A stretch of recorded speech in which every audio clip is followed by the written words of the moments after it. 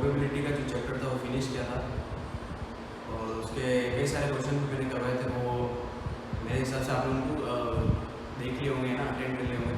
देखो क्वेश्चन जो है बताया जाते हैं वो अगर तुम जब तक प्रैक्टिस नहीं करोगे तो तुम वो सॉल्व नहीं कर पाओगे, ठीक है। इसलिए उसको प्रैक्टिस करना बहुत जरूरी है। उसके आगे आज अपने न्यू चैप्टर लिया है पॉलिनोमियल्स, इट्स बहुपद, ठीक है।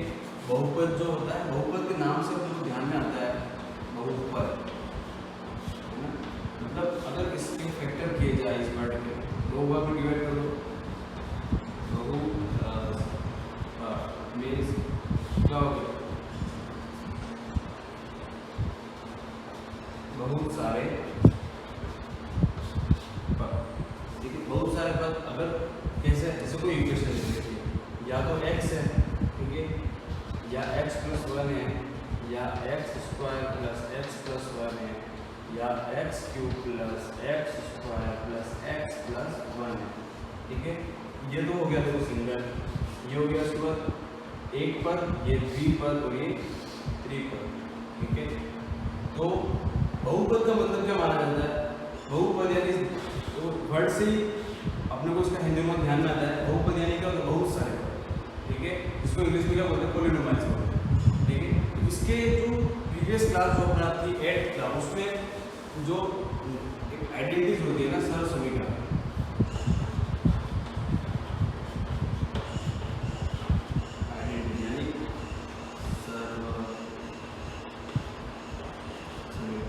उसमें सबसे पहले आती है a प्लस बी का whole square. a plus B का होल स्क्वायर से अपने ध्यान में आता है कि इसका फॉर्मूला क्या होता है, a square plus 2ab plus B square, ठीक है। एक और होता है a माइनस बी का whole square is equal to क्या हो जाएगा, a square minus 2ab plus B square, ठीक है। एक और जो इक्वेशन आती है क्या होगी, a minus B a plus B is equal to a square minus B square. क्योंकि ये जो तीन इक्वेशन है ना, काफी प्रचलित है ना, फेमस इक्वेशन कहलाती है। मतलब बहुत इजी से इजी, a प्लस बी का whole square, a plus A square plus B square plus 2ab, same as it is a plus minus B square, खाली साइन चेंज है यहाँ पे। तो यहाँ पर a स्क्वायर माइनस 2ab हो जाएगा प्लस बी स्क्वायर हो जाएगा, ठीक है। a minus B a plus B is equal to a square minus B square होता है, ठीक है। तो ये जो तीन इक्वेशन है ना, इनको अपने को याद होना बहुत जरूरी है ना। ये क्लास 6 से चालू हो जाती है ना, तब तक पूछा नहीं करती जब तक आपकी मैथ से अगर आप नहीं छोड़ते हो, ये आपका पूछा नहीं छोड़ेगी, इनका पूछा आपको छोड़ना पड़ेगा, समझ नहीं पा। तो देखो बहुपद फिर से बता देता हूँ क्या होगा।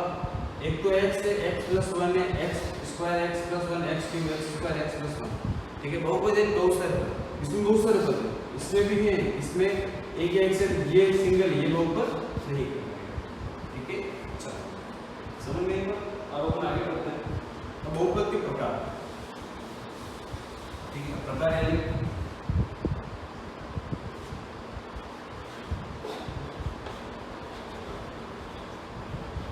टाइप्स ऑफ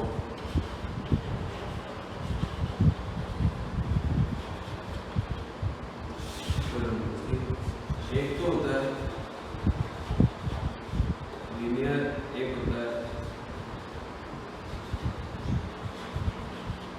क्वाड्रेटिक, प्रयोग होता है मतलब लीनियर यानी सरल, क्वाड्रेटिक यानी क्यूबिक यानी त्रिज्या, ठीक है। एक एक करके मैं बताता हूँ क्या कहलाते हैं सारे, ठीक है। सबसे पहले कौन लेते हैं, फर्स्ट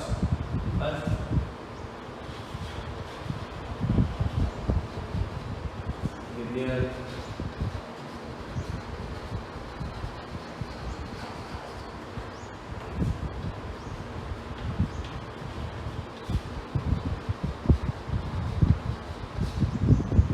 देखो एक तो होता है बहुपद और एक होता है समीकरण, ठीक है। इन दोनों में डिफरेंस को बात कर रहा हूँ।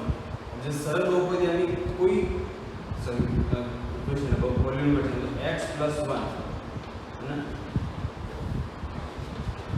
2x प्लस 9 4x माइनस 1, ठीक है।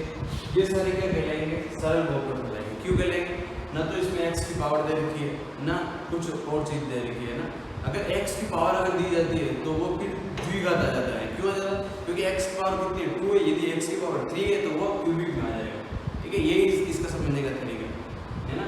देखो ये ज़्यादा लोड लेने वाली बात नहीं, पहले एकदम पता होना चाहिए सरल बहुपद क्या है। जैसे अगर कुछ आ जाता है क्यूबिक आ जाता है x+1, उसमें x का 0 निकालना है शून्य, x+1 = 0, x कितना हो जाएगा -1। तो नॉर्मल इक्वेशन करता है कब से, ठीक है। सरल बहुपद यानी कि x+1 2x+9 ये जो चीज़ सारी है ये क्या सरल कहलाती है, लीनियर है ना। एक लीनियर इक्वेशन भी होता है सरल समीकरण। जैसे समीकरण यानी क्या इक्वेशन, जैसे कोई इक्वेशन दे दी x+1 अगर इसके इक्वल टू 0 है तो ये क्या है 0 कहलाता है। ठीक है, अगर x+1 ओनली दे रखा है तो ये क्या है बहुपद है। ठीक है, बहुपद और समीकरण में ये डिफरेंस है। ठीक है, अब नेक्स्ट क्या आएगा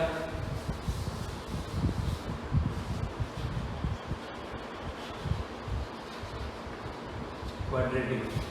ठीक है, जैसे क्वाड्रेटिक यानी कोई दे देता है x² + 2x+1 है ना, -9x² + 2x+1। अब देखो इसमें कई सारी चीजें होती है। एक तो कोफिशिएंट है ना, गुणा करें की पावर का दो गुणा यानी कोफिशिएंट। अगर क्वेश्चन पूछ ले कोफिशिएंट ऑफ x², तो हम लोग क्या लिखा x का गुणा क्या लिखा x के साथ क्या लगा हुआ है इट कौन सा साइन लगा हुआ है ना, कौन सी डिजिट लगी हुई है, क्या लगा हुआ है, तो हम लोग बताना। जैसे x के साथ अभी क्या लगा हुआ है 9 लगा हुआ है और उसके साथ लोगो भी लगा हुआ है, साइन भी लगा हुआ माइनस। अगर माइनस लगा है तो अपने को माइनस यहाँ शो करना है, अदरवाइज नहीं करना है, क्योंकि प्लस अपने आप में अंडरस्टैंडिंग है। ठीक है, जैसे अगर यहाँ पर प्लस का 9x होगा तो यहाँ पर 9 लिख देना, माइनस कर लिख रखा तो अपने को यहाँ पर भी माइनस को मेंशन करना पड़ेगा। ठीक है, अगर x का पूछ ले तो x का कोफिशिएंट क्या है 2। ठीक है, और जो नॉर्मल है इसको नहीं गिनते, 0 में ही गिनते हैं इसको हमेशा। ठीक है, अपने को x का x², x³ इनका ध्यान रखना है। ठीक है, अगर इसकी घात पूछ ले कि पावर ऑफ x कितनी है तो कितनी है 2, इसकी पावर पूछेंगे अगर पूछ लेंगे तो, है ना। इसकी तो एक है ही, इसकी नहीं पूछेंगे क्योंकि इसमें सबसे बड़ा ये है, इसी की पूछेंगे ना। अधिकतर क्या पूछते हैं कोफिशिएंट पूछते हैं, गुणा अपने को बताना है। तो भाई सारे क्या करते कुछ लोगों ने लगा था साइन लगा था गुणा भी गलत होता था। ठीक है, अब देखो क्या आएगा क्यूबिक यानी त्रिघात लिखने होगा तो कोई दे रखा है 2x³ + 1/2x² + 9x+1। ये क्या है त्रिघात समीकरण। हाँ, समीकरण में त्रिघात बहुपद। ठीक है, अब इसमें अगर पूछ ले कोफिशिएंट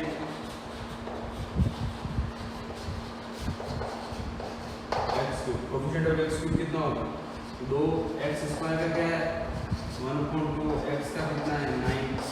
ये कोफिशिएंट जैसे अपने को लिखते हैं। ठीक है, तो कोफिशिएंट और पावर में ये लिखिए। अब मैं तो एक चीज बताता हूँ तुमको, तो एक तो होता है ax² + bx + c = 0। ठीक है, तो a होता है ax² + bx + c। दोनों में क्या डिफरेंस बता है, इसको क्या बोल सकते हैं और इसको अपन क्या बोलते हैं। देखो ये तो होता है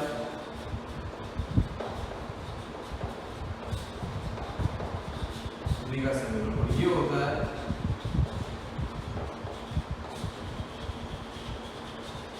द्विघात बहुपद। अब क्या खासियत है, क्योंकि जो समीकरण दे रखा होता है ना द्विघात इक्वेशन क्वाड्रेटिक इक्वेशन है ना, उस इक्वेशन में हमेशा इक्वल टू में 0 लगा रहता है और बहुपद जो होता है उसमें इक्वल टू में 0 नहीं लगा रहता है। ठीक है, समझ रहे हो बात को?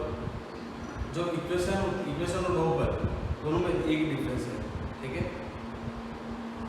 बहुपद में जो इक्वेशन में 0 लगा रहता है और बहुपद में 0 नहीं लगा रहता और द्विघात समीकरण में क्या होता है 0 लगा रहता है, ठीक है। अब जैसे देखो कई सारे इक्वेशन इस दोनों में इक्वेशन देखिए बता, ठीक है। x + 5 2x - 2x + 1 है ना, x - 9 3x - 1/2x² -2x + 1। अब इसको तो लीनियर पॉलिनोमियल कौन सा है, क्वाड्रेटिक पॉलिनोमियल कौन सा है और क्यूबिक नंबर। जैसे आप देखो ये आप लोगों को दिख रहा है सरल है, तो ये क्या है लीनियर, ये आप लोगों को द्विघात दिख रही है, तो ये क्या है क्वाड्रेटिक। ये आप लोगों को देखो 3 पावर दिख रही है इसमें, तो ये क्या हो जाएगा क्यूबिक, है ना। क्योंकि x का जो पावर है उसको अपने को देख के इक्वेशन का पता लगाना है कि कौन सी फॉर्म है, ठीक है। यही चीज़ है अभी इस चैप्टर में। इसके बाद इसमें भाग विधि भी है, ठीक है, डिवाइडेशन मेथड। तो सबको पता है भाग क्या होता है, लोगों को 4/2 से डिवाइड करो तो 2 आता है। कैसे करेंगे 2/4, ठीक है, रिमाइंडर 0 बचेगा, ठीक है। लेकिन इसमें जो भाग है वो थोड़े अलग है ना। अलग कैसे, एलजेब्रिक ना, मतलब बीजीय व्यंजकों से डिवाइडेशन करना पड़ेगा, ठीक है।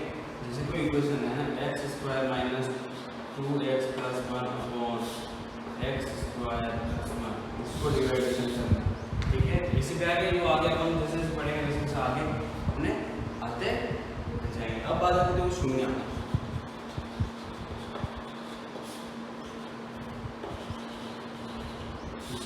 शून्य यानी x की वैल्यू, जैसे x + 1 दे रखा है, तो हम लोग x का शून्य निकालना है, तो अपने को इसको इक्वेशन में मानना पड़ेगा। x + 1 = 0 हो जाएगा, x = कितना आएगा -1। x का शून्य यानी x की वैल्यू वो कितनी आ गई -1, ठीक है।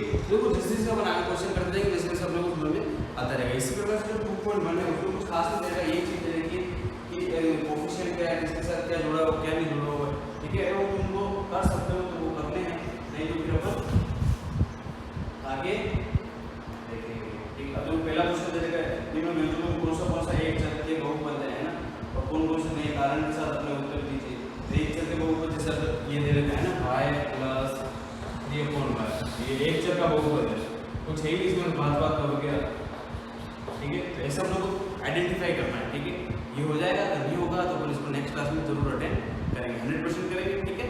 तब तक आपको इसके बारे में थोड़ा और अगर आप पढ़ सकते हो तो अच्छी बात है, लेकिन और अच्छे आगे समझेंगे ना। जैसे जैसे पढ़ेंगे वैसे वैसे समझना है, क्योंकि तुम्हारे नए है ना। अगर यहाँ पर तुम नहीं समझ सकते हो तो 10th में तुम्हारी दिक्कत है, क्योंकि इसका बड़ा चैप्टर है 10th मैथमेटिक्स है ना, बहुत अच्छा है और काफ़ी पढ़ने जैसा, और उसमें कई सारे मेथड भी दे रहे हैं ना, 9 में शायद तक नहीं है, ठीक है।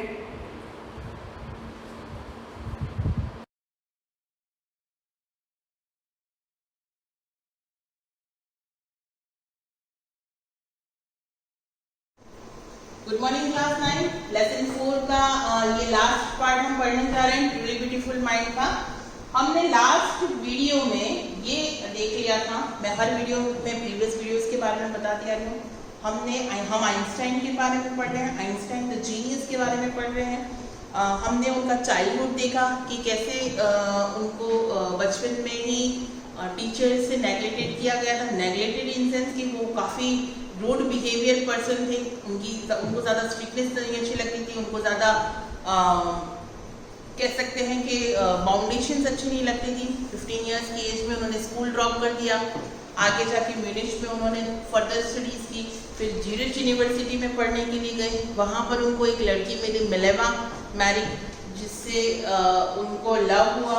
आगे उन्होंने उसी से शादी की, शादी कर वो भी एक अपने आप में साइंटिस्ट थी और फिजिक्स की रिसर्चर थी, तो उनसे 3 इयर्स पढ़ी थी। देन फिर दोनों की शादी हुई, दोनों के 2 सन्स हुए, और उनकी जो मैरिड लाइफ थी, आइंस्टाइन पूरा टाइम अपना रिसर्च में लगा दिया करते थे। और उसके बाद उनकी जो पूरी लाइफ थी वो डिस्ट्रॉय की तरफ चलती गई, उनका रिसर्च का जो फेम था वो बढ़ता गया, वहीं पर लाइफ जो पर्सनल थी वो डिस्ट्रॉय की तरफ चलती गई। और 1919 में दोनों का डिवोर्स हो गया और सेम ईयर उन्होंने एल्सा अपनी कजिन से मैरिज भी कर लिया। जब एल्सा से मैरिज की तो उनके लाइफ का न्यू फेज स्टार्ट हुआ। जैसे ही एल्सा उनके लाइफ में आई और उनका न्यू फेज आया, वैसे ही उनकी फेम का भी न्यू फेज आया।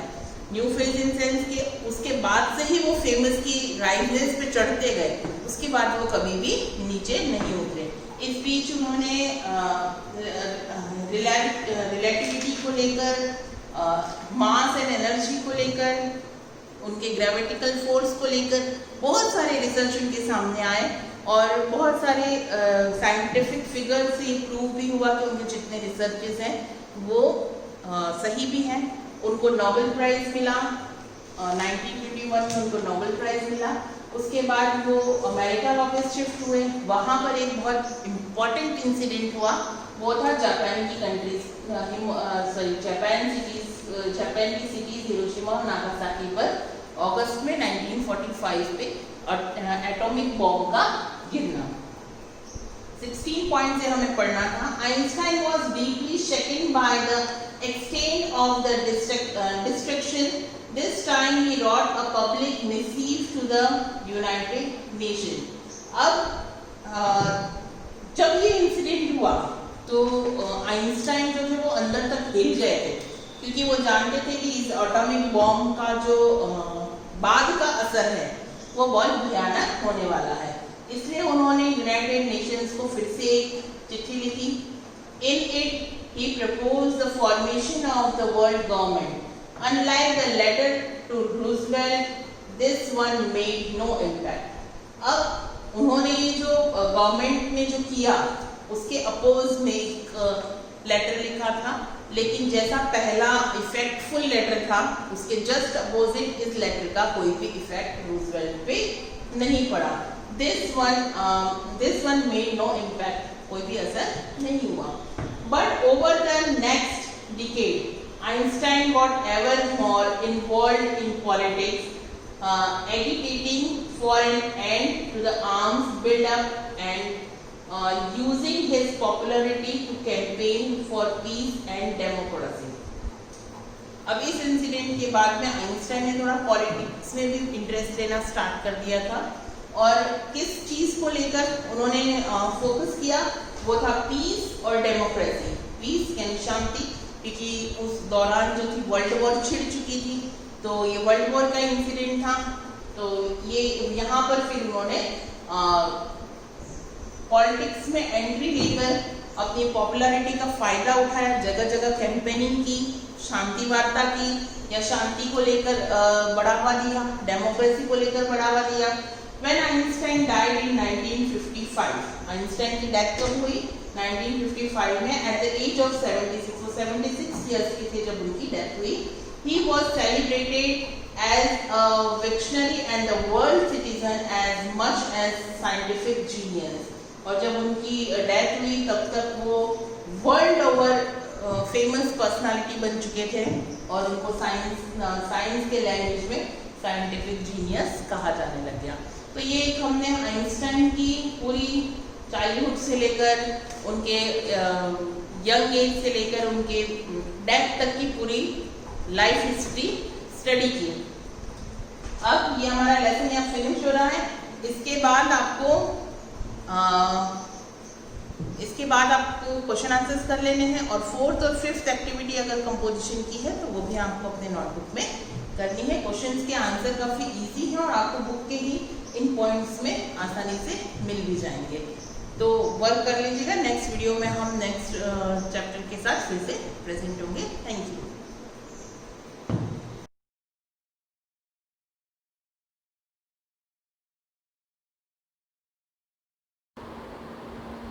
सुप्रभात विद्यार्थियों, जैसा कि हमने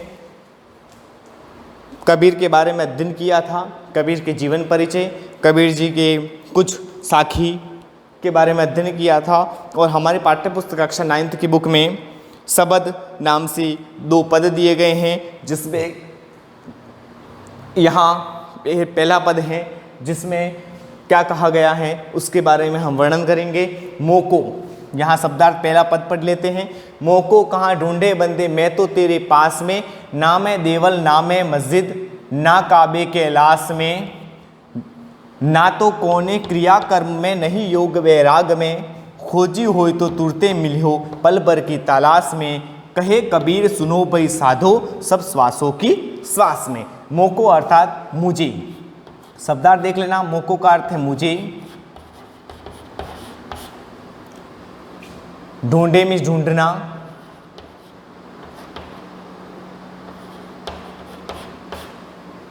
बंदे में व्यक्ति के लिए, राहगीर जो भी ईश्वर भक्त जो नाम लेता है वह, और खोजता फिरना खोजने वाला।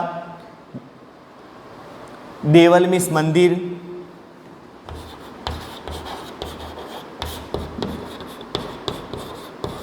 देवल का अर्थ मंदिर, मस्जिद, मस्जिद, मुस्लिमों का तीर्थ या मंदिर, जो मुस्लिमों का मंदिर होता है उसे मस्जिद कहते हैं। काबे में, काबा अर्थात ये भी उससे ही रिलेटेड है उनके धर्म से। और कैलाश, कैलाश पर्वत, काबा जो मक्का मदीना है ना उसे काबा कहा गया है, और कैलाश भी उसी को कहा गया है जिसमें कबीर जी ने वर्णन किया है, जिसमें काबे कैलाश के बारे में भी वर्णन किया है।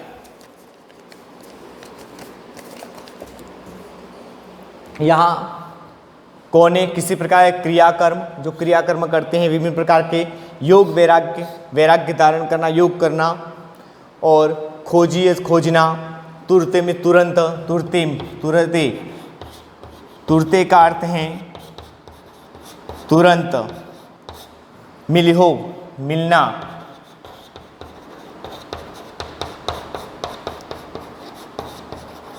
मिलना, पल भर कुछ समय में, तलाश का तलाश, तलाश में खोजना है, तलाश है ना, इस तलाश का। साधु में साधु, सज्जनों, साधु का अर्थ है साधुओं या सज्जनों, संतों, बहुत से शब्द हैं ना। श्वासों, श्वास में, श्वासों में, प्रत्येक श्वास, हर श्वास में। तो यहाँ कबीरदास जी निर्गुण भक्ति धारा के प्रमुख ज्ञानाश्रय शाखा के कवि वर्णन करते हुए कहते हैं, ईश्वर मनुष्य को लक्ष्य कर कहता है कि मोको कहाँ ढूंढे बंदे मैं तो तेरे पास में। हे मनुष्य, तुम मुझे कहाँ ढूंढा फिरते हो, कहाँ ढूंढा करते हो, कहाँ कहाँ भटकाव करते हो, लेकिन मैं तो तेरे पास में ही हूँ। तुम मुझे कहाँ कहाँ ढूंढे करते हो, ढूंढते फिरते हो, लेकिन मैं तुम्हारे पास में हूँ। ना मैं देवल ना मैं मस्जिद, ना तो मैं देवल में हूँ, ना मैं मंदिर में हूँ, ना मस्जिद में मिलता हूँ, ना काबे कैलाश में, ना तो मैं काबे अर्थात मक्का मदीना में भी नहीं हूँ, और कैलाश जहाँ पर शिव का निवास मानते हैं तो वहाँ काबे कैलाश पर्वत पर भी मेरा कोई ठिकाना नहीं है। ना तो कौने क्रियाक्रम में, मैं ना तो किसी प्रकार के क्रियाक्रम में होता रहा हूँ कि विभिन्न प्रकार के जो जप तप पूजा पाठ जो करते हैं उसमें भी मेरा निवास नहीं है, है ना। क्रियाकर्म होते हैं ना विभिन्न प्रकार के, वो सब उसमें भी नहीं है। ना योग वैराग में, जो योग धारण करते हैं, वैराग्य धारण करते हैं, उसमें भी मेरा निवास नहीं है। खोजी हो तो तुरते मिलो, अगर मुझे तुम खोजना ही चाहते हो मैं तुरंत मिल जाता हूँ। पल भर की तलाश में, पल भर क्षणिक समय में ही तुम मुझे प्राप्त कर सकते हो। तो कबीर का महत्व ये जाता है कि हम राम नाम, कृष्ण नाम, जो भी नाम लेते हैं, राम राम राम राम करते करते जितने राम होते हैं उसमें हमारा कौन सा राम होगा जो राम को मिल जाएगा, ये बात कवि कबीर कहते हैं।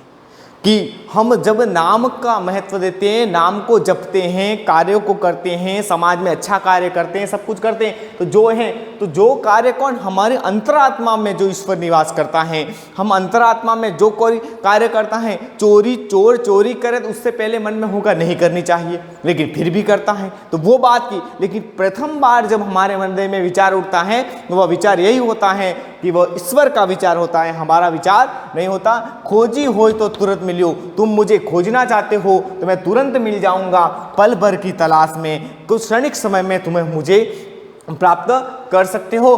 कहे कबीर सुनो भाई साधु, कबीरदास के कथनानुसार ईश्वर मनुष्य को लक्ष्य कर कहते हैं कि हे साधुओं, हे सज्जनों, हे संतों, तुम मुझे प्राप्त ही करना चाहते हो, तुम मुझे पाना ही चाहते हो, तो सब श्वासों की श्वास में, तुम मनुष्य की प्रत्येक श्वास में मेरा निवास है, तुम वहाँ खोजो, तुम इधर उधर भटकाव की आवश्यकता नहीं है। तुम ना तो देवल में जाओ, ना मस्जिद में जाओ, ना गुरुद्वारे में जाओ, ना काबे कैलाश पर जाओ, ना किसी प्रकार के क्रियाक्रम में, ना वैराग्य धारण करो, बस इन सब को छोड़ करके तुम मेरा मनुष्य मात्र, तुम्हारे हृदय में मेरा निवास है, उस हृदय की जो बात है उसको मानो और वहाँ पर मेरा निवास है। हे साधु सज्जनों, भटकाव की आवश्यकता नहीं है, तुम्हें हर मनुष्य के रूप में जो परमार्थ करें, और मनुष्य का जीवन मिला है, परमार्थ करना चाहिए, और सब श्वासों की श्वास में मेरा निवास है, मनुष्य में ही मेरा निवास है, कहीं अन्यत्र भटकाव की जरूरत नहीं है।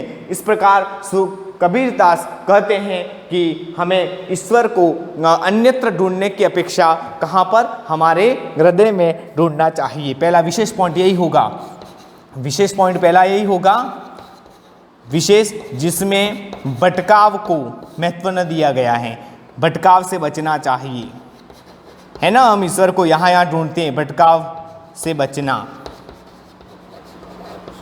भटकाव से बचने के बारे में कहा गया है कि हम विभिन्न प्रकार के, कोई कहे कृष्ण नाम ले लो, कोई कहे राम नाम ले लो, कोई कहे शिव का नाम ले लो, कोई कहे मंदिर में जाओ, कोई कहे गुरुद्वारे में जाओ, कोई कहे मस्जिद में जाओ, विभिन्न प्रकार के स्थानों पर हम भटकाव के कारण दौड़ते फिरते हैं, घूमते फिरते हैं। ईश्वर यहाँ नहीं वहाँ मिलेगा, वहाँ नहीं यहाँ मिलेगा, योग वैराग्य धारण करते हैं, कोई देवल में जाते हैं, कोई मंदिरों में जाते हैं, कोई मस्जिदों में जाते हैं, लेकिन मनुष्य से मनुष्य तक प्रेम करना ही मूल इस पद का भावार्थ है। कि कबीर यही चाहते हैं कि ईश्वर भी यही चाहता है कि मनुष्य मनुष्य से प्रेम करे, और मनुष्य मनुष्य से प्रेम करेगा अर्थात मनुष्य ईश्वर से प्रेम करेगा, और हमारे श्वासों में, हृदय में विराजमान है उसी ईश्वर का ध्यान करना चाहिए। और हमारा ये पद है समाप्त होता है।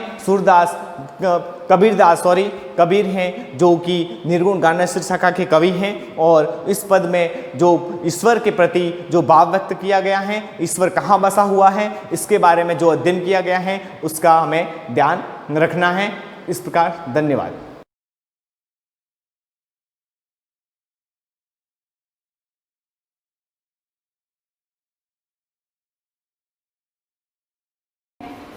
पिछले क्लास में हम पाठ 3 को पढ़ रहे थे, गोदहनम का पहले ही बताया था, गाय को दोहना किस तरह से चंचल जो था उसने 1 महीने तक गाय का दूध नहीं निकाला, और उसके बहाने मैंने थोड़ा सा आपको एक कन्फ्यूज़न दूर कर रही हूँ मैं।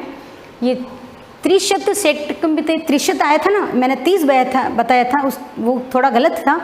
त्रिशत मैंने 30 त्रिशत त्रि पे बिंदी हो और त के नीचे अगर हलंत हो तो 30 हो जाता है। मैंने 30 बताया था, एक्चुअली 30 नहीं है।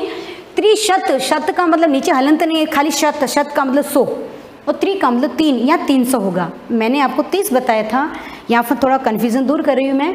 त्रिशत की जगह यहाँ पे आप 300 लीटर समझना, ठीक है। तो किस तरह से उसने 1 महीने तक उसकी भाणेज को 300 लीटर दूध की आवश्यकता थी, क्योंकि घर पे कोई एक उत्सव था, तो उस उत्सव में 300 लीटर दूध की आवश्यकता थी। तो चंदन ने सोचा कि अपन गाय का दूध नहीं निकाला रोज, यूँ करके 1 महीने के अंत में दूध निकालेंगे, एक साथ दूध बेचेंगे तो बहुत सारा अपने पास पैसा आ जाएगा। इस तरह से उसने उसे अपनी भांजी जो थी उमा से ये सारी बात कह करके वो उमा अपने घर चली जाती है। चंदन प्रसन्नो भूत्वा अंगुलीषु गृह्णी, प्रसन्न हो गया कि मेरे को 300 लीटर दूध एक साथ बेचूंगा और बहुत एक साथ पैसा आएगा, मैं एक साथ करोड़पति बन जाऊंगा। अंगुलीषु गणिन, अंगुली पे गिनने लगा, 30 दिन अंगुली पे गिनने लगा। अहो शटक त्रिशतकानी, ओह अरे 300 लीटर दूध, पयासिक, पय का मतलब दूध यानी पय पदार्थ, अहो सेटक का मतलब लीटर है ना, 300 यानी 300 लीटर दूध। और मज़ा आ गया, मैं एक साथ धनवान बन जाऊंगा। अन्य तो बहुधन लप्स्यते, मेरे को बहुत धन प्राप्त हो जाएगा। नंदिनी दृष्टवा, उसने गाय को देख करके क्या कहा कि भो नंदिनी, हे नंदिनी, तब कृपया अहम धनिकम भविष्यामि, यानी तुम्हारी कृपा से मैं भविष्य में धनवान बन जाऊंगा। प्रसन्न स धेनो बहु सेवा कुरुति, इस तरह से प्रसन्न होकर के वह गाय की बहुत सेवा करने लगा। समय समय पर उसको चारा पानी, ज़्यादा से ज़्यादा मात्रा में पानी, चारा, घास वास सब देने लगा। चंदन चिंतयसि, थोड़ा चिंतन भी कर रहा है, थोड़ा मन में क्या चिंतन कर रहा है, मासान्ते एव दुग्धस्य आवश्यकता भवति, 1 महीने के बाद दूध की आवश्यकता है ना मेरी भांजी को, इसलिए यदि मैं प्रतिदिन दोहनम करोमि, मैं रोज दूध निकालूंगा, तरही तो दुग्धम सुक्षित न तिष्ठति, अगर रोज दूध निकालूंगा तो 300 लीटर दूध इकट्ठा होगा नहीं। तो क्या इदानीम किम करणीयते, मुझे क्या करना चाहिए, इदानीम इस समय मुझे क्या करना चाहिए। भवतु नाम मासांते एव संपूर्णता दुग्ध दोहन कर, यूँ करता हूँ एक मासांते, मासधन अंते संधि विच्छेद है ना, 1 महीने के अंत में ही मैं संपूर्णता यानी पूरा दूध निकालूंगा, ताकि एक साथ दूध निकालूंगा तो बहुत मात्रा में दूध आ जाएगा और मैं एक साथ धनवान बन जाऊंगा। एव क्रमेण 7 दिनानि व्यतीत, इस तरह से उसने 7 दिन बिता दिए। और सप्ताह धन अंते यानी सप्ताह के अंत में मल्लिका प्रत्यागच्छति, जो उसकी पत्नी थी मल्लिका, जो धर्म यात्रा गई थी ना काशी विश्वनाथ, वहाँ से प्रत्यागच्छति यानी पुनः लौट आती है। मल्लिका जैसे ही घर में प्रवेश करती है, स्वामीन हे प्रति परमेश्वर, प्रत्यागता अहम, मैं आ गई हूँ। आस्वादय प्रसादम, जो प्रसाद लेके आई थी ना काशी विश्वनाथ से, जो प्रसाद उसको दिया अपने पति को, तो और प्रसाद कौन सा था आपको बताइए, वो लड्डू बना रही थी सबसे पहले, तो उस समय उसको खाने नहीं दिए क्योंकि वो वहाँ भोग चढ़ाना था, लेकिन अब वहाँ से आ गई हैं तो उसने वो प्रसाद उसको चंदन को दिया। चंदन मोदकानि खादती वदती च, चंदन ने वो लड्डू खाया और बोला, वदती, वद धातु का मतलब बोलना, और बोला, क्या बोला, चंदन कहता मल्लिके, हे मल्लिका, तब यात्रा तो सम्यक सफला जाता। सम्यक अवयव शब्द है, सम्यक का मतलब ठीक या भली बाती। हे मल्लिका, तुम्हारी यात्रा तो सफल हुई ना। काशी विश्वनाथ से कृपया प्रियम निवेदन, काशी विश्वनाथ की कृपा से तुम्हारी जो यात्रा हुई है वो मुझे बताइए, जो जो तुमने वहाँ पे आनंद लिया उसका मुझे वर्णन करिए, यानी मुझे निवेदन, मुझे थोड़ा बताइए। मल्लिका कहती शाश्चर्यम एवं धर्म यात्रा अतिरिक्त प्रियतरम किम, और धर्म यात्रा के अलावा भी आपके और कुछ क्या हुआ वो मुझे बताओ। इस तरह से उस चंदन ने अपनी पत्नी से पूछा। क्या पूछा? चंदन कहता है ग्राम प्रमुख शीघ्र महोत्सव मासांते भविष्यति। भाई उस मल्लिका ने पूछा मैं यात्रा पे गई, पीछे क्या और कुछ हुआ बताओ। तो चंदन तो बड़ा खुश था कि 300 लीटर दूध देना था, तो वो कह रहा है कि बहुत ही अच्छी, मैं तुमको एक खबर सुना रहा हूँ। क्या? ग्राम प्रमुख शीघ्र महोत्सव मासांते। ग्राम प्रमुख यानी ग्राम का जो सरपंच है उसने यूँ नहीं बताया कि अपनी भांजी उमा के वहाँ प्रोग्राम, ऐसा कुछ नहीं कहा। चंदन ने क्या कहा? ग्राम प्रमुख, ग्राम का जो प्रमुख मुखिया है वहाँ पर एक महोत्सव है। महोत्सव का मतलब एक बहुत बड़ा उत्सव है, और उत्सव का में 1 महीने के बाद में तत्र 30 सेटक मितम दुग्धम अस्माभि दातव्यम अस्ति, और वहाँ पर 300 लीटर दूध की व्यवस्था हमें करनी चाहिए। तव्यत प्रत्यय दा धन तव्यत, दातव्य दातव्य दातव्यम, दा का मतलब देना, और तव्यत प्रत्यय होता है जो चाहिए के अर्थ में व्यक्त होता है। क्या कहा कि तत्र 30 सेटक मितम दुग्धम अस्माभि दातव्यम अस्ति, यानी हमको वहाँ पर 300 लीटर दूध की व्यवस्था करनी चाहिए।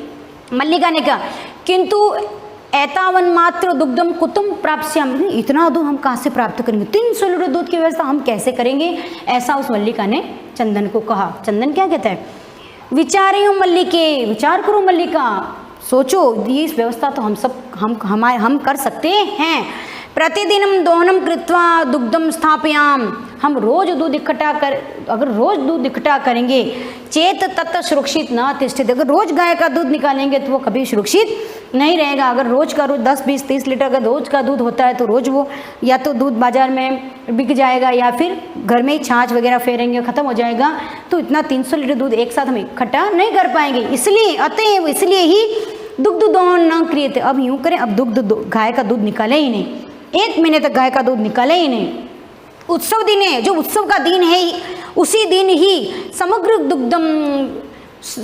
दुग्धम दोष्याव, यानी जो जिस दिन उनका उत्सव है ना 1 महीने के बाद, उस दिन ही हम सारा दूध गाय का निकाल देंगे। तो मल्लिका ने कहा, मल्लिका ने क्या कहा, स्वामिन त्वम तु चतुर्थम। मल्लिका भी वैसी थी, चंदन जैसी थी। वो क्या कह रही, हे स्वामी, हे पति परमेश्वर, त्वम तु चतुर्थम, तुम तो बड़े चतुर हो, यानी तुम तो बड़े दिमाग से काम करने वाले हो। देखो चतुर्थम यहाँ पे तमुप प्रत्यय है, यानी तमुप यानी तरप और तमुप 2 प्रत्यय होता है। तरप जो होता है जो 2 में से 1 को श्रेष्ठ बताता है, और तमुप प्रत्यय होता है वो बहुत सारे में 1 को श्रेष्ठ बताता है। तो यहाँ पे तमुप यानी तुम तो चतुर्थम, यानी तुम तो सबसे चतुर निकले। अत्युत्तम विचार, तुम्हारा विचार बहुत ही श्रेष्ठ है, अच्छा विचार है। अधुना दुग्ध दोनों विहाय केवलम नंद्या सेवाम एव करिष्या। मल्लिका भी वैसी थी। मल्लिका ने क्या कहा, अरे स्वामी अधुना अब ये अव्यय शब्द है। अधुना दुग्ध दोहन विहाय, विहाय काम होता है छोड़कर। अधुना अब हम दूध को छोड़ करके, दूध को रोज न निकाल करके, केवलम नंद्या सेवाम एव करिष्याम, हम खाली गाय की सेवा ही करेंगे। उसको जितना दूध, चारा, पानी, उसका जो उसको खाने पीने की जो उसकी ज़रूरत है वो सारी बस वो ज़रूरत को ही पूरी करेंगे। अब हम रोज का रोज दूध नहीं निकालेंगे, ऐसा उस मल्लिका ने कहा। फिर अनेन अधिकाधिक दुग्धम आसानते प्राप्स्याम, और जिससे हमें उस महीने के अंत में बहुत सा अधिक से अधिक हमें दूध प्राप्त होगा। ऐसा किसने कहा, मल्लिका ने। द्वावेव धेनो सेवायाम निरतो भव। द्वावेव कम्द दोनों ही, द्वा कम्द 2, एव कम्द ही अवयव शब्द है। द्वावेव धेनो सेवायाम निरतो भवत, यानी दोनों ही गाय की सेवा में पूर्ण मतलब संलग्न हो गए, यानी दोनों उस गाय की सेवा में लग गए। अस्मिन क्रमे घासादिक, अस्मिन क्रमे इस क्रम में घासादिकम घास, गुड़ादिकम गुड़, च भोजन, यानी जो जो गाय की ज़रूरत थी उनके लिए भोजन, चारा, गुड़, घास, हरा घास, ये जो भी गाय हैं, जो भी पशु खाते हैं, उन सब की व्यवस्था वो अधिक से अधिक करने लग गए और उसको खिलाने भी लग गए। कदाचित विषाणयो तेलम लेपे, विषाण का मतलब सिंह, विषाण का मतलब होता है सिंह, जो गाय के सिंह होते हैं ना वो। कदाचित विषाणयो तेलम लेपे, कभी कभी गाय के सिंह पे तेल की मालिश करते हैं। तिलकम धारित, कभी कभी गाय के तिलक करते हैं। रात्रो निराजनेनापि तोषेत, रात्रि में कभी निराजनेन का मतलब होता है आरती, कभी कभी वो रात्र में उस गाय की आरती भी उतारते थे। ये सब क्यों करे थे, क्योंकि एक साथ उनको दूध की आवश्यकता थी। एक साथ दूध निकालेंगे 300 लीटर दूध आ जाएगा और हम एक साथ धनवान और सुखी बन जाएंगे। लेकिन ऐसा कभी सोचना नहीं चाहिए। देखो गाय को किस तरह से दोनों अधिक से अधिक, ज़्यादा से ज़्यादा मात्रा में इसको खिला रहे हैं, पिला रहे हैं, है ना, इसकी आरती भी उतार रहे हैं, सब उसके साथ ये बड़े तन मन से उनकी सेवा कर रहे हैं। हाँ, चंदन ने कहा, क्या कहा, मल्लिके आगच्छ, हे मल्लिका तुम इधर आओ।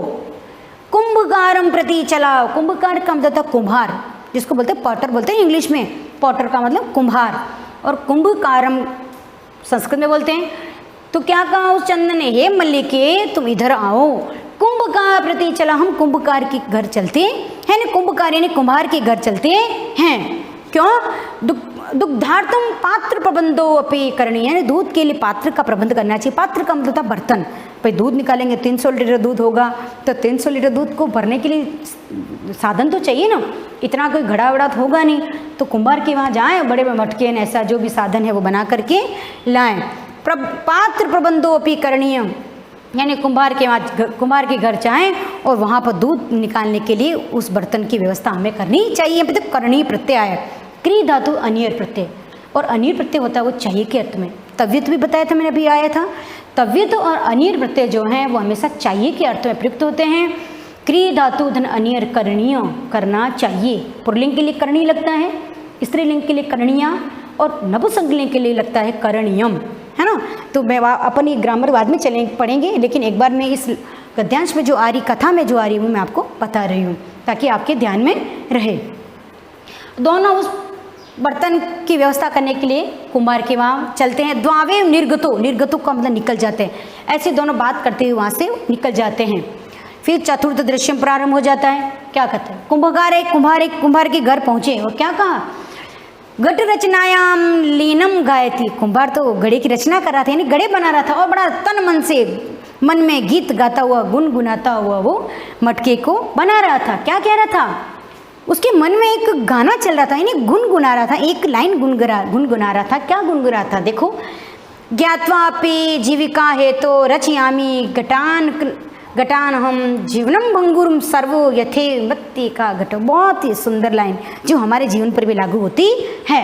क्या कहा, कुम्हार ने वो घड़ा बना रहा था, कुम्हार घड़ा बनाता कुछ उसके मन में एक चिंतन, यानी एक मन में एक गीत निकल रहा था। क्या निकल रहा था कि ज्ञात्वापि जीविका हेतु रचयामि घटान हम जीवनम भंगुरम सर्व यथेव मृत्तिक का घट। यानी हमारा जीवन क्षण भंगुर है, हमारा जीवन क्षण भंगुर है, लेकिन फिर भी मैं घड़े की रचना कर रहा हूँ, क्योंकि मैं जान रहा हूँ कि घड़े की उम्र या मनुष्य की उम्र क्षण भंगुर है। घड़ा भी कभी भी फूट सकता है और मनुष्य का कभी भी अंत हो सकता है। आया है तो उसको जाना ही है, ये बिल्कुल 100% सत्य है।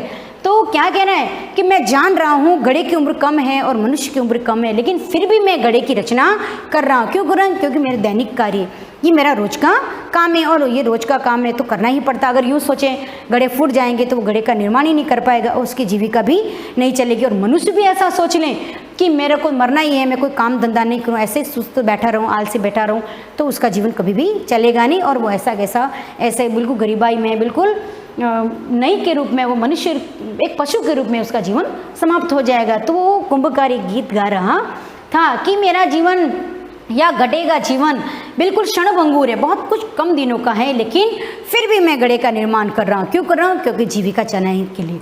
तो यहाँ तक आपने ये नाट्यांश पढ़ा है, तो यहाँ तक आपका हिंदी भावार्थ करेंगे और इस श्लोक का भी हिंदी भावार्थ करेंगे, और आगे का अपन पिछले क्लास में पढ़ेंगे। तब तक के लिए धन्यवाद।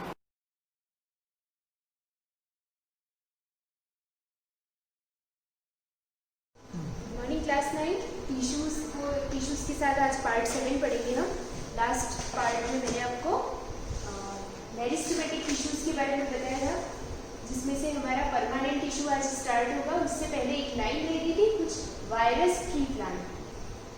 The cells of apical meristem are virus free, therefore used in tissue culture. Tissue culture 7th standard में एक टर्म आई थी, बता देती हूँ, वापस रिवाइज हो जाएगा। टिश्यू कल्चर वो होता है जिसमें सेलेक्टिव अच्छे डिजायर्ड प्लांट के सेलेक्टिव कैरेक्टर्स को लिया जाता है, या ये कहे कि अच्छे प्लांट को लेबोरेटरीज में किसी अगर या ऐसे किसी न्यूट्रिएंट मीडियम में उसको ग्रो अप करवाया जाता है, उसको बोलते हैं टिश्यू कल्चर। और जब वो ग्रो करने लग जाता है तब उसको वापस वहाँ से निकाल कर किसी भी सॉइल में हम ट्रांसप्लांट करवा सकते हैं, उसको कहते हैं टिश्यू कल्चर। तो यहाँ पे अगर बात करें टिश्यू कल्चर जब भी कोई करते हैं, साइंटिस्ट वगैरह करते हैं या लेबोरेटरीज में जो स्टूडेंट होते हैं वो करते हैं, तो टिश्यू कल्चर करते टाइम हम किसी भी प्लांट का जो सैंपल लेते हैं छोटा सा, वो सैंपल कहाँ से लिया जाता है? एपिकल मेरिस्टम से, क्योंकि हम टिश्यू के बारे में पढ़ रहे हैं इस लेसन में। तो अगर कोई प्लांट आपको टिश्यू कल्चर की तरह ग्रो करवाना है, तब आप वहाँ का प्लांट का कौन सा पार्ट लोगे तो वो जल्दी ग्रो करेगा, तो वो होगा एपिकल मेरिस्टम। हम वही चीज़ पढ़ रहे हैं। एपिकल मेरिस्टम इसलिए लिया जाता है क्योंकि एपिकल मेरिस्टम की सेल्स जो होती है वो बहुत ज़्यादा क्या होती है? Virus free. वायरस फ्री मतलब ये कि उनमें डिजीज रेजिस्टेंट कैपेसिटी होती है, या वहाँ पर उस पोर्शन में वायरस नहीं होता है, क्योंकि वो न्यू फॉर्मेशन होता है, न्यू सेल्स का ग्रुप होता है, तो वहाँ पर कोई भी वायरस नहीं होता, तो कोई भी डिजीज क्रिएट नहीं होगी, तो वो हेल्दी और जल्दी ग्रो करेगा। इसलिए बोलते हैं कि एपिकल मेरिस्टम वाला जो पार्ट होता है या वहाँ की जो सेल्स होती है वो हमेशा वायरस फ्री होती है।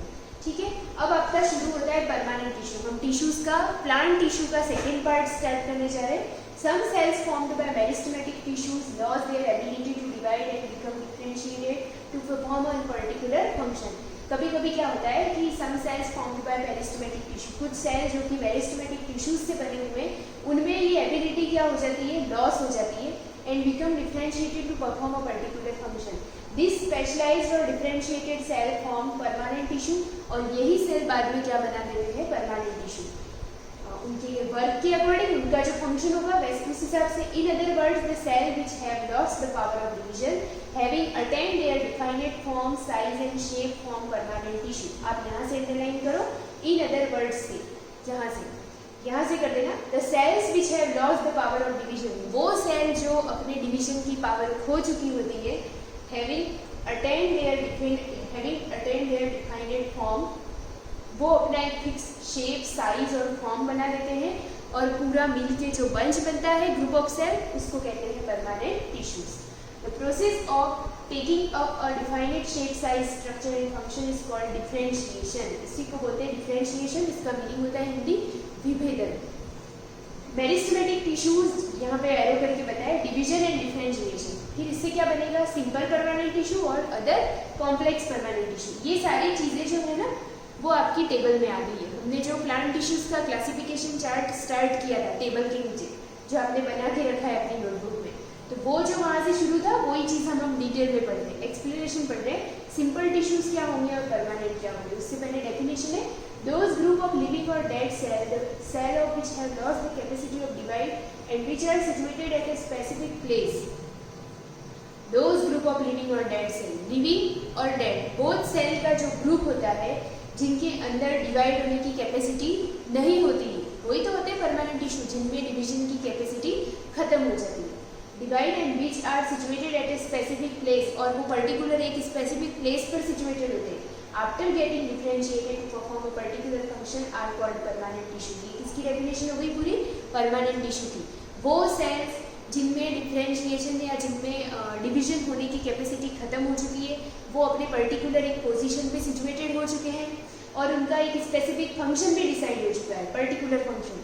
तो वो चीज़ क्या कहलाती है, परमानेंट टिश्यू। ये उसकी डेफिनेशन हो गई, आपको समझ में भी आ गई होगी।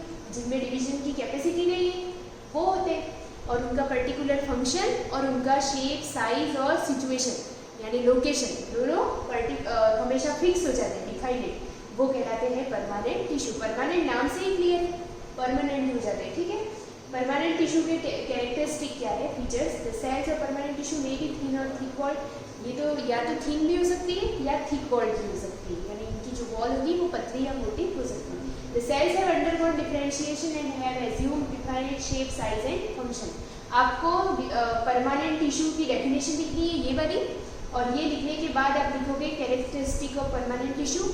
फर्स्ट पॉइंट ये हो गया। Second point, first point direct लिख देना, थिन और थिक वॉल, दोनों वॉल हो सकती है। सेकंड पॉइंट हो जाएगा defined shape, size and function, short में लिखो ताकि याद भी जल्दी हो। थर्ड पॉइंट लिखना, nucleus is small in relation to cell size and cytoplasm is peripheral with the central vacuole. इसके अंदर न्यूक्लियस जो होगा आपका वो कैसा होगा, छोटा सा होगा, और न्यूक्लियस छोटा होने के बाद भी दूसरी बात करें तो इनके अंदर जो साइटोप्लाज्म होगा वो पेरिफेरल होगा, यानी वॉल के साइड में होगा, सेंटर में नहीं होगा। The cells of permanent tissue do not divide. Permanent tissue की सेल्स जो होती है वो डिवाइड नहीं होती, तो उनको पता ही नहीं, यहाँ पे लिखा है loss the capacity of divide. Cells of permanent tissue, permanent cell perform specific function, इनका काम भी हमेशा स्पेसिफिक होता है। और the cells may be living और डेड, सेल लिविंग और डेड दोनों पोजीशन में हो सकती है।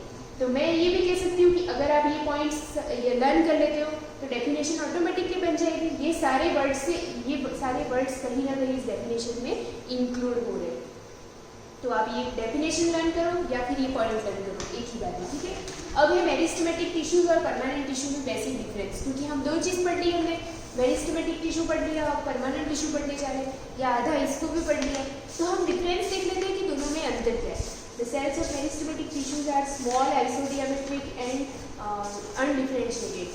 एक तो शेप अंडरलाइन कर दो, इनका जो शेप होता है वो कैसा होता है, तो आइसोडायमेट्रिक एंड अनडिफरेंशिएटेड। किसका, मेरिस्टेमेटिक का। तो परमानेंट का कैसा होगा, permanent tissues are large differentiated with different shapes. इनके शेप हमेशा चेंज होते रहते हैं, मतलब ये नहीं कि परमानेंट टिश्यू हर शेप, हर टिश्यू का अपने वर्क या अपने फंक्शन के अकॉर्डिंग उनका शेप चेंज होता रहता है। जैसे जाइलम है तो उसका कुछ अलग काम है, फ्लोएम है तो उसका कुछ अलग काम है। तो दोनों के अंदर जो ट्यूब्स बनी हुई है जिनसे वो बना है, ट्रैकिड्स, वेसल्स, सीव ट्यूब, सीव, तो उनकी वजह से इन सबका शेप जो है वो चेंज हो जाता है। These are generally found at the tips of the root and stem. Meristematic tissues तो आपको पढ़ ही चुके हो आप, ज़्यादातर कहाँ होते हैं, टिप पार्ट पे, चाहे वो रूट का टिप हो या वो शूट का टिप हो, टिप पार्ट पे होते हैं। बट ये कहाँ होते हैं, there are found in different part of the plant. हम ये नहीं बोल सकते कि सिर्फ टिप पार्ट में, पूरे की पूरी प्लांट बॉडी में ये परमानेंट टिश्यू सिचुएटेड होते हैं। They do not have intercellular space, इनके बीच में इंटरसेल्युलर स्पेस नहीं होता है। Intercellular spaces are often present, इनके अंदर प्रेजेंट होता है। उसके बाद देखते हैं यहाँ पे टोटल इसके 11 पॉइंट्स है, ठीक है।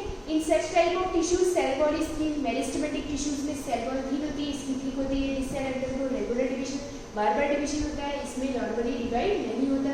टिश्यू सिंपल टिश्यू होते हैं, ये जो होते हैं वो सिंपल स्पेशल और कॉम्प्लेक्स होते हैं।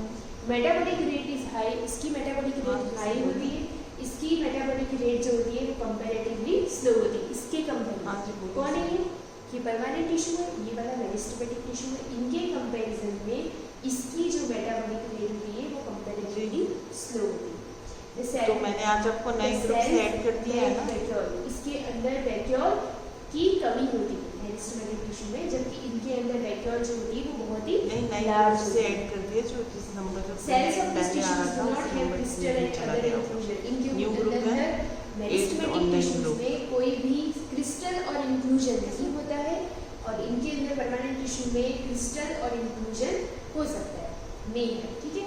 The cells are living, may be living और डेड। और लास्ट आ जाता है takes part in growth. Meristematic tissues हमेशा ग्रोथ में पार्टिसिपेट करते हैं, permanent tissue take part in protection.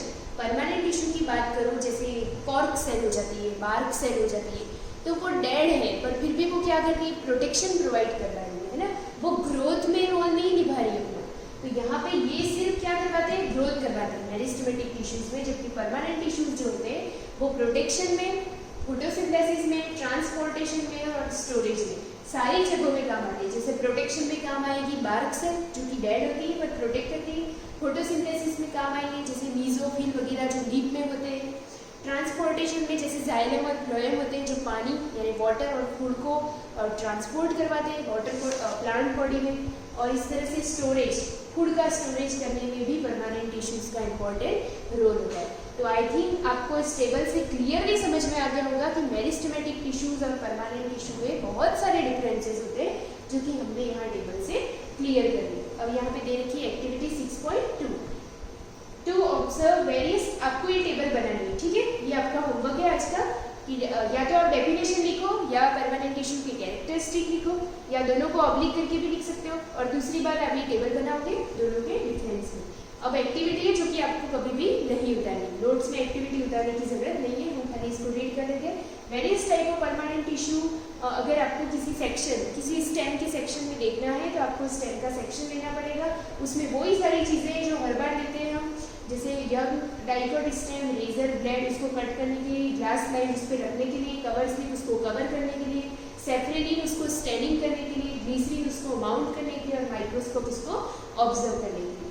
Procedure वही चीज़ें सारी मैं बार बार आपको पढ़ाऊँ, वैसे तो आपको समझ में आ गया होगा। किसी प्लांट का सेक्शन लो, यंग स्टेम लो डाइकोट का, उसको cut into very thin section, cut करो बहुत पतला, इतना ज़्यादा पतला कि जितना पतला होगा वो क्लियर दिखेगा। ये सारी चीज़ें हम ऑनियन बल्ब लेसन 6 में भी 5 में भी पढ़ चुके हैं, यूनिट ऑफ लाइफ में हमने बहुत सारी स्लाइड्स बनाई थी। दैट मीन्स पढ़ी थी हमने कि कैसे बनाते।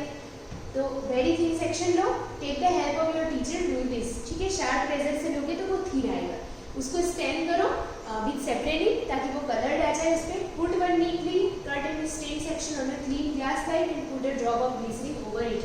पहले उसको स्लाइड पे रखो, पानी की ड्रॉप डालो, सूखने नहीं देना है, फिर उसको सेपरेटिंग डालो, फिर उस पर ग्लिसरीन डाल दो ताकि वो उसकी सेल्स जो है वो श्रिंक ना हो जाए, क्योंकि सेल में अगर वाटर निकल जाता है तो वो डैमेज हो जाती है, तो वो दिखाई नहीं देती। तो ग्लिसरीन डाल दो। Cover the section with the cover slip and observe it under the microscope. अब उसके ऊपर कवर स्लिप लगा दो ताकि वो अच्छे से हमको दिख जाए। Section cutting, the procedure of section cutting of stem और root describe here in detail. कैसे काटना, सेक्शन को कैसे कट करना। Select a piece of a plant material, जैसे स्टेम और रूट और लीफ ले ली हमने। For section cutting, for example take about 1 inch long stem of sunflower having 1 or 2 mm micrometre diameter and keep it in watch glass. ये एक size दे रखी है कि हमें रूट स्टेम या लीफ किसी की भी स्टडी करनी है तो उसका इतना डायमीटर का सेक्शन लो, स्लाइड पे रखो, वॉच ग्लास पे रखो, उसको टेक करो, देखो। फिर आगे का मैं जो भी cylindrical piece of potato, carrot और रेडिश जो पीस, ये सारी चीज़ें आगे की क्लास में कंटिन्यू पढ़ाऊंगी। आप यहाँ तक ये टेबल बना के टेबल लर्न कर लेना। Thank you.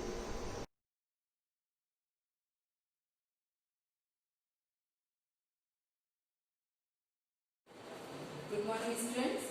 हम इकोनॉमिक्स का सेकंड चैप्टर पढ़ रहे थे, पीपल एज रिसोर्सेज। इसके अंदर हमने लास्ट जो पॉइंट पढ़ा था, हमको एक प्रॉब्लम बताने के लिए एक क्वेश्चन पूछा गया था उससे रिलेटेड हमने 2 सिचुएशंस जो दे रखी थी उसको क्लियर किया था। अब जो इसमें हम थर्ड पॉइंट पढ़ने वाले हैं, sorry second point, where is the defect, दोष कहाँ पर है, बुराई क्या है जिसके कारण से पॉपुलेशन को बर्डन माना जाता है, या फिर हम यूं कहें कि सभी प्रॉब्लम्स की रूट, सभी ट्रबल्स की रूट माना जाता है, उसके पीछे क्या रीजन है जिसकी वजह से ऐसा माना जाता है। When does the population of a country become burden over it? It is an important question to think over. ये रखा है, बहुत इंपॉर्टेंट क्वेश्चन है जिसके बारे में हमको सोचना चाहिए कि पॉपुलेशन जो दे रखी है, जनसंख्या जो दे रखी है, उसको बर्डन क्यों माना जा रहा है। इनफेक्ट अनस्किल्ड, जिसके लिए अनस्किल्ड, स्किल्ड का मतलब क्या होता है कि कौशल का सही ढंग से यूज करना, कौशल का मतलब आप में जो क्रिएटिविटी है उसका अच्छे से यूज करना। अब क्या दे रखा है, इनफेक्ट अनस्किल्ड, यानी कि हमारे पास जो क्रिएटिविटी है उसका हम अच्छे से यूज नहीं करें। अनहेल्दी, हम अस्वस्थ रहे, स्वास्थ्य के रूप से कमजोर ना हो। उसके बाद है इलिटरेट, इलिटरेट क्राउड, अशिक्षित जो जनसंख्या है उसके कारण से।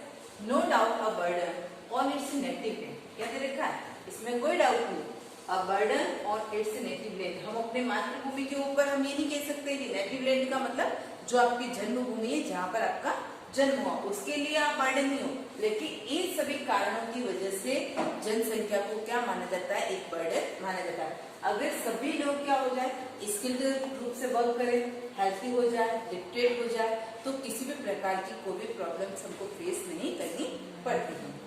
सच people can neither use their life energy rightly nor help others to do so. देखो दे रखा है यहाँ पर, such people can neither use their life energy rightly, सभी लोग अपनी जो एनर्जी है, अपनी जो ऊर्जा है उसको राइट वे में यूज करें, nor help others to do, और साथ ही साथ हम दूसरों की भी मदद करें, यानी कि जो भी प्रॉब्लम्स है उनको दूर करने के लिए हम उसकी हेल्प करें, तो ये सारी जो प्रॉब्लम्स है क्या हो जाएगी, दूर हो जाएगी। They can not use natural resources properly, they quarrel over meaningless matters. अब क्या देखा है, they can not use natural resource properly, हम लोग क्या करते हैं, जो नेचुरल रिसोर्सेज है उनका यूज क्या करते हैं, हम प्रॉपरली नहीं करते। जब कभी भी ऐसा पॉइंट आता है, मैं आप लोग को बताती हूँ कि जो हमारे नेचुरल रिसोर्सेज हैं उनको हमको क्या करना चाहिए, हमारे फ्यूचर जनरेशन के लिए हमको क्या करना चाहिए, उनको सेव करके रखना चाहिए, ताकि आने वाली जो जनरेशन है वो भी उनका यूज कर सके। हमको उसको अननेसेसरी यूज उसका नहीं करना चाहिए। दे क्वेरल ओवर मीनिंगलेस मैटर, बिना फालतू की जो बातें होती है उसके लिए हमको झगड़कर अपना टाइम वेस्ट नहीं करना चाहिए। Our country is facing the some problems and this is reason why people publicly citizen the large number of our beloved Indians। क्या दे रखा है, इन्हीं प्रॉब्लम की वजह से हमारे जो कहते हैं ना beloved Indians का मतलब हम जो प्यारे भारतीय लोग हैं उनकी क्या की जाती है, क्रिटिसाइज, आलोचना की जाती है। किन कारणों से, अब हम लोगों को पता है, अब कल के अगर अभी रिसेंटली न्यूज़पेपर में आप पढ़ना तो उसमें आ रहा है कि भारत का जो गरीबी की दृष्टि से देखा जाए तो भारत का तीसरा रैंक आ जाएगा। किस मात्रा में, कि भारत तीसरा गरीब देश बन जाएगा। तो अब ये प्रॉब्लम जो हो रही किसकी वजह से हो रही, कि हम लोग क्या करते हैं, हमारे यहाँ पर जो पॉपुलेशन है बहुत ज्यादा इलिटरेट है, अनहेल्थी है, स्किल का यूज नहीं करते हैं, इसके लिए हमें दूसरे देशों से हेल्प लेनी पड़ती। तो हमारे अभी जो प्राइम मिनिस्टर है उन्होंने एक, आप लोगों को पता है, उन्होंने एक बात भी कही थी कि आत्मनिर्भर बने। आत्मनिर्भर का मीन्स क्या दे रखा था वहां पर, कि हम लोगों को अपने ही देश में ऐसी चीजों का निर्माण करना है कि हमारे देश के लोग उन चीजों का अच्छे से उपयोग कर सके। हमें दूसरों के ऊपर निर्भर नहीं रहना है, आत्मनिर्भर बनना है। यूं नहीं कि सिर्फ अपना काम करोगे तो आप आत्मनिर्भर, अपने देश के लिए अच्छे काम करने हैं और ऐसे टेक्निक्स का यूज करना है कि हमें दूसरे देशों के ऊपर डिपेंड नहीं रहना पड़े। क्योंकि ऐसी बहुत सारी चीजें होती है, हम तो क्या ऊपर का ढांचा देखते हैं, इंटरनली अगर देखा जाए तो बहुत सारी ऐसी रिक्वायरमेंट्स होती है जो हमारे देश के लोग पूरी नहीं कर पाते, तो हमको उनको दूसरे देशों से क्या करवाना पड़ता है, उन रिक्वायरमेंट्स को पूरी करने के लिए उन दूसरे देशों की हेल्प लेनी पड़ती है। तो यहाँ पर हम लोगों में भी तो वो माइंड है, हम लोग भी तो काम कर सकते, क्योंकि आप लोगों में से ही कभी कोई बड़ा होकर कोई अमेरिका पढ़ने जाएगा, कभी कोई चाइना जाएगा, जापान जाएगा, इंग्लैंड जाएगा। तो हम अपनी जो प्रतिभाएं हैं, अपनी जो क्रिएटिविटी है उसको अपने ही देश में यूज करें, दूसरे देशों के लिए यूज नहीं करें। अगर ऐसा हो जाए तो ये सारी जो प्रॉब्लम्स है और हम जो भारतीयों की आलोचना की जाती है, किस बेस पर आलोचना की जाती है कि ये सारी प्रॉब्लम्स कहाँ पर है, इंडिया जैसे देश में, जिसको हम ये कहते हैं कि पहले भारत देश क्या था, एक सोने की चिड़िया कहलाता था, लेकिन अब ये बहुत सारी ऐसी प्रॉब्लम्स हो गई है जिसके कारण से भारत देश की आलोचना की जाती है। और भारत देश की आलोचना करना इट मीन्स हम सभी इंडियंस लोगों के ऊपर ही वो बात आती है। नेक्स्ट पॉइंट दे रखा है, is there a way to fight against, किस प्रकार से हम इसके विरोध में लड़ सकते हैं, ये जो बुराई है इसको किस प्रकार से दूर किया जा सकता है। Can we convert our large number of countrymen from a burden into a meaningful working capital? क्या दे रखा है, जो देश की ऐसी जनसंख्या है जो बोझ के समान है, जो इलिटरेट है, अनहेल्थी है, अनस्किल्ड वर्क करती है, उनको हम किसमें चेंज कर दें, meaningful working capital. Working capital का मतलब क्या होता है, कार्य पूंजी जो होती है उसमें हम चेंज कर दें। How can be remove the strength of poverty, कैसे कर सकते हैं हम उसको, स्ट्रेंथ ऑफ पॉवर्टी मतलब गरीबी को दूर करके, इलिटरेसी अशिक्षा, वीकनेस कमजोरी, and communalism from the body of our country. Communalism का मतलब सांप्रदायिकवाद की जो बात, क्योंकि हमारे देश में सबसे ज्यादा जो मुद्दा उठाया जाता है वो संप्रदाय के नाम पर, हिंदू मुस्लिम के नाम पर। आप कहीं पर भी देखो पॉलिटिक्स स्टार्ट हो जाती है कि ये हिंदू ये मुस्लिम, ये जो हमारे माइंड में जो थिंकिंग बैठी हुई है उसको हमको क्या करना पड़ेगा, दूर करना पड़ेगा। ये सारी जो प्रॉब्लम्स है, पॉवर्टी, इलिटरेसी, वीकनेस और कम्युनलिज्म, अंडरलाइन कर देना आप इसको। ऊपर से भी आप ये जो प्रॉब्लम्स है इनको भी अंडरलाइन करना। इनफैक्ट यहाँ से unskilled, unhealthy, illiterate, crowded of people is no doubt a burden of its native land, ये लाइन भी आप अंडरलाइन करना और यहाँ पर भी ये लाइन अंडरलाइन करना। अगर इन सभी जो प्रॉब्लम्स है इनको रिमूव कर दिया जाए तो हम हमारे देश की जो प्रॉब्लम है उसको हम दूर कर सकते हैं। पॉपुलेशन को लेकर जो लोगों के माइंड में थिंकिंग है उसको दूर किया जा सकता है। The answer for above question is yes, क्या दे रखा है, हाउ कैन वी रिमूव, क्या हम इसको हटा सकते हैं, मिटा सकते हैं, तो इसका आंसर क्या होगा, यस। लेकिन इसके लिए हम सबको क्या करना पड़ेगा, हमको स्वयं इसके लिए प्रयास करना पड़ेगा। और हम ये नहीं कह सकते हैं कि एक पर्सन इस काम को कर सकता है, इसके लिए सभी लोगों को अपने आसपास, अगर हम इतना ही रिस्पॉन्सिबल हो जाएं, इतनी जिम्मेदारी उठा लें, कम से कम अपने घर में तो कोई अशिक्षित नहीं रहे, अपने अपने घर की रिस्पॉन्सिबिलिटी भी अगर एक पढ़ा लिखा व्यक्ति उठा सकता है तो इस प्रॉब्लम को हम बहुत हद तक हम इसको दूर कर सकते हैं।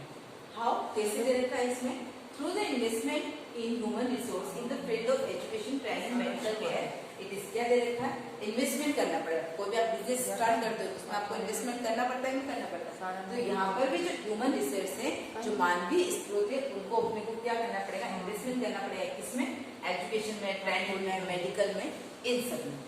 We can change our vast population into precious human capital equipped with productive skills and abilities. क्या दे रखा है, We can change our vast population. Vast का मतलब हमारे देश की इतनी बड़ी जनसंख्या है। Precious, precious का मतलब क्या होता है, अमूल्य, जो बहुत मूल्यवान होती है। ह्यूमन कैपिटल, जो मानवीय पूंजी है, उसको क्या करना पड़ेगा, equipped and productive skills. Equipped का मतलब वेल इक्विप्ड बोलते हैं ना जिसको अपन, कि बहुत अच्छा एंड प्रोडक्टिव स्किल, किस प्रकार से किन किन स्किल्स का यूज करके वो अच्छा काम कर सकते हैं। एंड एबिलिटीज, योग्यता के अनुसार। ऐसा नहीं है कि कोई पर्सन अच्छा एग्रीकल्चर का वर्क करना चाहता है और आप उसको कंप्यूटराइज्ड का वर्क कराओ, पॉसिबल नहीं। एग्रीकल्चर का वर्क भी अपने आप में एक बहुत अच्छा वर्क है। तो जो जिस कार्य को अच्छे से करता हो अपनी एबिलिटी के अकॉर्डिंग उसको उस प्रकार से काम करवाया जाए और उसको किसमें चेंज कर दिया जाए, ह्यूमन कैपिटल के रूप में उसको चेंज कर दिया जाए। ह्यूमन कैपिटल का मतलब कार्य पूंजी, मानवीय पूंजी जो कहते हैं, उसमें उसको चेंज कर दिया जाए। अब नेक्स्ट दे रखा है, why should we invest in human resources. ये जो 5th पॉइंट दे रखा है इसको हम नेक्स्ट वीडियो में कंटिन्यू करेंगे। अभी तक जो मैंने पढ़ा है इसको एक बार आप अच्छे से रीड कर लेना, बहुत इजी चैप्टर, आपको आसानी से समझ में आ जाएगा। Thank you.